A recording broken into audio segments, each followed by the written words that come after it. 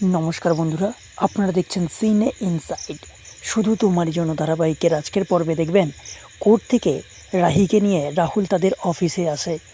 সেখানে মিডিয়াদের ভিড় দেখে রাহি অবাক হয়।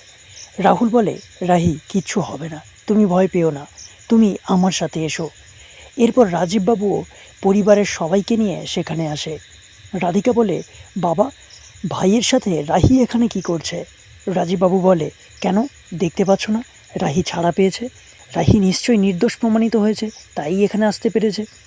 আমরা একটা প্রেস কনফারেন্সের আয়োজন করেছি, তাই বাড়ির সবাইকে উপস্থিত থাকাটা ভীষণভাবে দরকার।